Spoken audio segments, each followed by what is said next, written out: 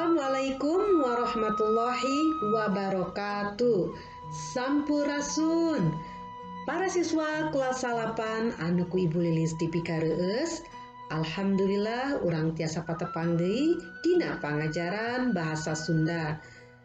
Materi pangajaran anu baris dipedar ku Ibu dina daget ayeuna nyaeta ngeunaan biantara.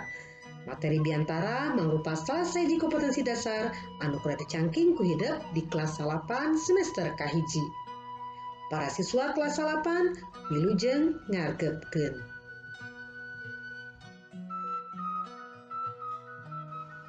Anapun kompetensi dasar materi biantara ngawengku nyaeta kompetensi dasar pengetahuan sareng kompetensi dasar keterampilan. Kompetensi dasar pengetahuan nyaeta memahami dan mengidentifikasi teks biantara dengan memperhatikan fungsi sosial, struktur teks, dan aspek kebahasaan yang benar dan sesuai konteks. Sedangkan kompetensi dasar keterampilan nyaeta menyajikan teks biantara dengan memperhatikan fungsi sosial, struktur teks, dan unsur kebahasaan yang benar sesuai konteks. Tujuan pembelajaran materi biantara nyaeta setelah KBM, peserta didik dapat 1.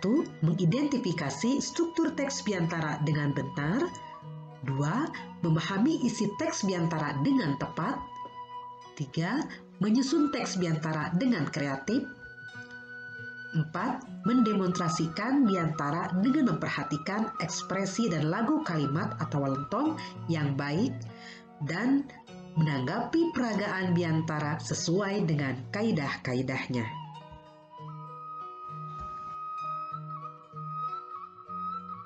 Anapun ambahan materi atanapi ruang lingkup materi biantara ngawengku hiji wangenan biantara naon ari biantara teh atau naon anu dimaksud biantara, anu kadua tujuan biantara pikeun naon wae, anu katilu kumaha struktur teks biantara, sareng kaopat rupa-rupa metode biantara, anu kalima padika atawa pedoman nyusun teks biantara, sareng anu pamungkas nyaeta padika atawa pedoman praktek biantara.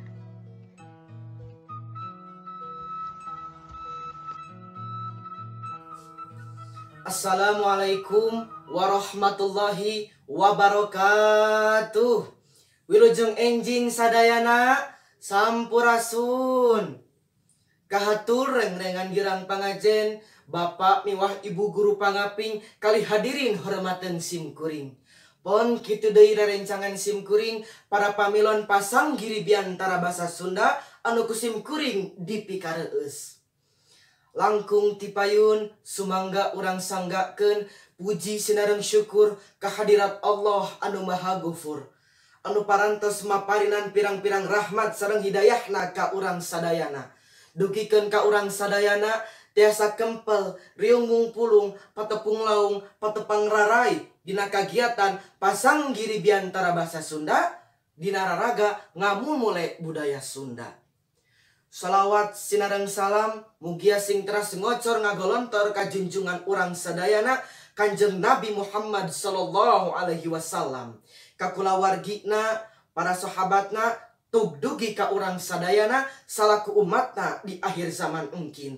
Amin ya rabbal alamin. Hadirin hormatan simkuring, langkung tipayun simkuring neda dihapunten wireh kumawantun ngadeg sareng cumarios dipayunan Bapak miwah Ibu anu tangtosna seueur pangaweruh sareng pangalamanana dina ngaguar nyawang sareng ngindekeun hiji pasualan. Mung ieu mah etang-etang hiji ngebrehkeun kareus sareng bingahna simkuring ku ayana kagiatan pasang giri biantara basa Sunda dina raraga ngamumule budaya Sunda. Anu kadua simkuring hoyong diajan ngadugikeun sawangan pamadegan atanapi garentes manah simkuring kana hiji pasualan. Dina danget ayeuna simkuring sedang ngabantuin jejer biantara ngamumule budaya Sunda. Micinta atanapi ngamumule budaya Sunda nyaeta kewajiban urang sadayana anu cicing di tataran Jawa Barat. Saleresna budaya urang teh seueur pisan dikawitan tina bahasana, kasenianana, kasusastraanana, kadaharanana, tingkah laku atanapi etika paripolahna jeung saterasna. Duh, kacidahan jakalna upami bahasa Sunda dugikeun kate diperhatoskeun deui ku urang. Bade kumaha anak incu urang bahasa Sunda na teh deet pisan. Komo mun dugikeun kate tiasa nyarios nganggo bahasa Sunda, teu tiasa ngabentenkeun antawis bahasa Sunda kasar sareng lemes. Teterang naon adat jeung kabudayaan Sunda. Boa-boa lamun hayang diajar bahasa Sunda oge kudu ngulik ka mancanagara sapertos ka Walanda. Kumargi di Indonesia mah teu aya ahlina. Atuh bahasa Sunda teh kari waasna we kari sajarah. Baheula teh di Jawa Barat marake bahasa Sunda. Dedeh teuing ki Sunda. Cik, naon wae anu kedah dimumule teh anu kahiji nyaeta bahasana, bahasa Sunda. Urang kedah ngamumule budaya Sunda dikawitan tina bahasana. Sabab upami urang henteu ngamumule bahasa Sunda, pasti budaya Sunda anu sanesna moal kalestarikeun ka ayaanana. Pon kitu deui kabengharan budaya Sunda anu teu kenging hilap kedah dimumule nyaeta aksara Sunda. Urang kedah tiasa ngamumule aksara Sunda kaganga. Sangkan jaga anak incu urang masih keneh tiasa wanoh kana aksara Sunda. Piraku ari urang Sunda teu tiasa aksara Sunda acan mah. Tah fenomena rumaja zaman kiwari ari aksara jeung bahasa Korea mah diulik nepi ka bisa, ari basa jeung aksara Sunda hayang wanoh-wanoh acan. Anu saterasna nyaeta kasenian Sunda. Dina widang kasenian oge urang teh kalintang beungharna. Dikawitan tina jaipongan, angklung, calung, degung, reog, wayang golek, kuda lumping, pencak silat, bajidoran, ronggeng gunung, cianjuran, jeung saterasna.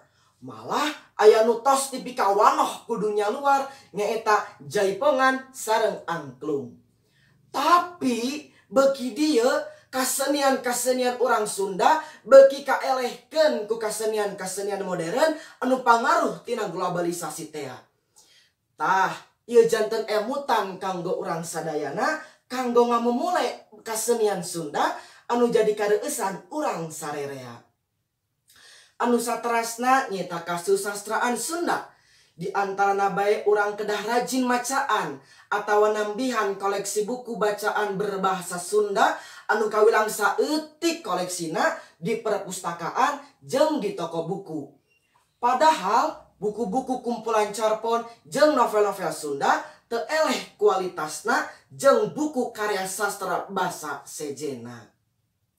Anu salajengna nyaeta kadaharan asli urang Sunda. Di antarana bae nyaeta aya apem, awug, combro, dodol, onde, peuyeum, rangginang, surabi, jeung saterasna. Kadaharan asli urang Sunda ieu kedah dimumule ulah nepi kaelehkeun ku kadaharan-kadaharan zaman kiwari anu loba pangaruh ti budaya barat. Anu terakhir nyaeta tingkah laku atanapi etika paripolahna urang Sunda anu kawentar ku someahna. Sopan santun urang Sunda ieu kedah dimumule ku urang. Ulangan basa we basa Sunda, ari tingkah laku tenempokeun tingkah laku asli urang Sunda.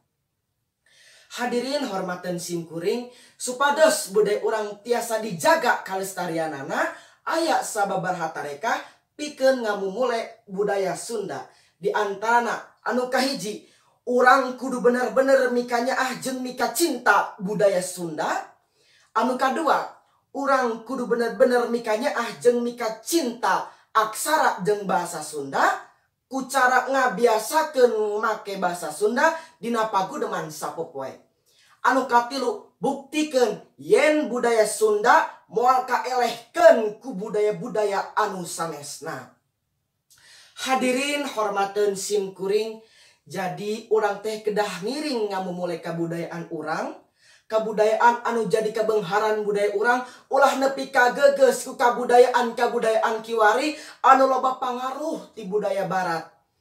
Piraku ari urang luar negeri mikaresep kana budaya Sunda, ari urang anu bogana make teresep tereueus kana budaya sorangan. Kukituna simkuring bade umajak kasadayana hayu urang sasarengan ngamu oleh budaya Sunda anu janten kareueusan kabengharan urang sarerea. Mugia budaya Sunda tiasa kalestarikeun salamina amin ya rabbal alamin. Hadirin hormatan simkuring, rupina sakitu nu kapihatur nyuhunkeun dihapunten manawi seueur kalepatan dina pacariosan. Meuli barang ka kota Banjar henteu poho meuli peda hayu urang sing saladar ngamumule budaya Sunda. Hatur nuhun, wassalamualaikum warahmatullahi wabarakatuh. Tah barudak tantosna ayeuna hideung tos kenging gambaran sabada ngaregepkeun video contoh biantara anu parantos dipidangkeun ku Arya Duta Namora Silalahi. Cik naon ari biantara teh? Biantara nyaeta nyarita hareupeun balarea pikeun nepikeun hiji perkara, ngebrehkeun hiji pamikiran, sawangan, atawa nepikeun gambaran geunaan hiji hal anu penting dipikanyaho ku balarea. Dina basa Indonesia biantara teh sarua jeung pidato. Jalma anu biantara disebutna orator nya. Biantara ieu sifatna monologis, ngomong saarah atawa ngomong sorangan, ukur direspon ku unggeg atau wagideg jeung keprok pasemon audiens. Tah biantara ieu biasana ngagunakeun basa-basa hormat pikeun ngajenan hadirin anu ngabandungan biantara.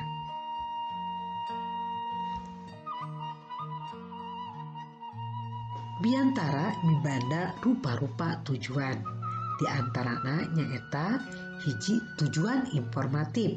Hartina biantara ieu pikeun nepikeun hiji informasi penting anu kudu dipikanyaho ku balarea. Anu kadua persuasif jeung instruktif. Persuasif artina mangaruhan audien atawa umajak ka audien pikeun ngalakukeun hiji hal anu hade. Sedangkan instruktif leuwih sifatna parentah pikeun ngalakukeun hiji hal. Anu katilu nyata tujuan edukatif. Hartina ngaedukasi atau mere pangaweruh pendidikan ngeunaan hiji hal. Sedangkan anu terakhir nyaeta tujuan entertain pikeun ngahibur atau mere hiburan ka audiens.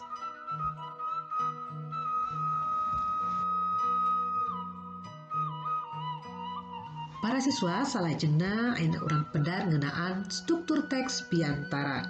Struktur teks biantara ngawengku bubuka, eusi, jeung panutup. Dina bubuka biasana aya salam bubuka, mukadimah pikeun muslim, salam panghormat ka hadirin jeung ucapan nuhun ka panata acara jeung hadirin anu aya. Sakapeung mah sok aya mendar jijer atawa tema biantara anu rek dipedar. Sedangkan dina bagian eusi nyaeta biasana medar atau ngadadarkeun maksud jeung tujuan biantara sarta hal-hal penting anu kuduna ditepikeun ka balarea. Tah dina panutup mah biasana dipedar kacindekan atau kesimpulan ngeunaan hiji hal. Nepikeun doa atau harapan, sasadu meta hampura bisa aya kekecapan atau paripolah anu kurang berenah jeung salam panutup. Tah eta barudak struktur teks biantara.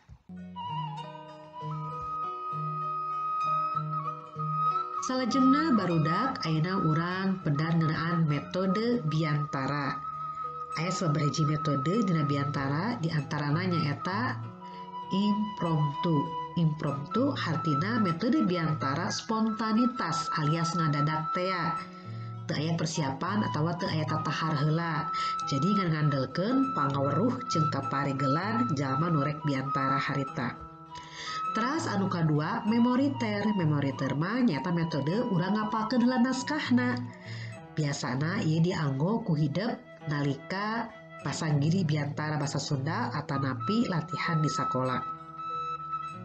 Terus anu katilu aya manuskrip atanapi nganggo naskah. Tah ieu mah biasana metode biantara anu sok dianggo ku para pejabat negara dina ngadugikeun laporan kenegaraan atawa ngadugikeun hiji hal sifatna penting. Jadi kedah dibaca naskahna. Sedangkan anu kaopat nyata metode ekstemporan. Ekstemporan mah nyata metode biantara anu nepikeunana nggunakeun gurat badak atau poin-poin penting anu kudu ditugikeun supados dina nyariosna henteu mengpar tina poin-poin anu kedah didugikeun. Tah eta sababaraha hiji metode dina biantara.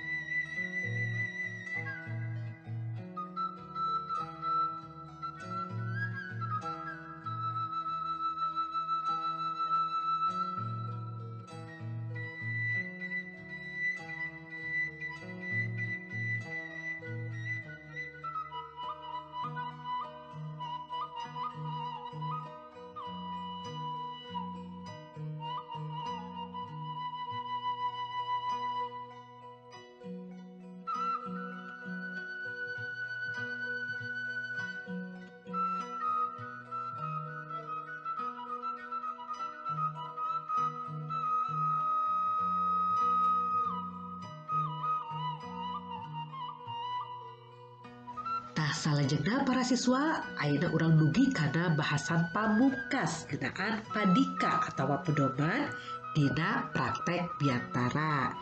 Pikeun hidup gampil ngingetkeunana aya nu disebut istilah taman. Taman mangrupa singketan dina T. Nah nyaeta tatang nyarita. Nah hartina lancar, terus jelas, bedas, henteu karagok atawa henteu loba teuing ngarandeg atawa eureun-eureunan. Anu kadua ana aktual jejer jeung topikna. Jadi urang benar hal-hal sifatna ke up to date. Anu handeup kene dibahas di masyarakat. Ya, jadi bakal ngiru atawa menarik audiens. Teras anu katilu munal eusina singkat padat jelas, eusina dirasa penting ku audien, loba manfaatna, loba pulungeunana nya. Teras anu kaopat alus basana, luyu jeung etika tata krama basa, terus merenah ieuna redaksi kekecapanana, bisa oge ngagunakeun memanis basa. Teras anu kaopat nyaeta urang kudu perhatikeun ngatur tempo jeung wirahma. Nyata omonganana teh kudu diatur gancang launa, tarik alona atawa luhur handapna sora urang. Disebut oge lentongnya. Terus kudu dibarengan ku ekspresi jeung pasemon. Pasemon teh hartos teh mimik wajah urang anu merenah oge. Nah eta barudak padika atawa pedoman dina praktek biantara. Tah para siswa rupina mung sakitu padaran materi anu tiasa kapidangkeun ku ibu. Mudah-mudahan naon-naon nu parantos ku ibu dugikeun tiasa katampi sareng kahartos ku hidup sadayana. Hatur nuhun kana perhatosanana, tepang deui sareng ibu dina pangajaran basa Sunda anu sanesna. Wassalamualaikum warahmatullahi wabarakatuh.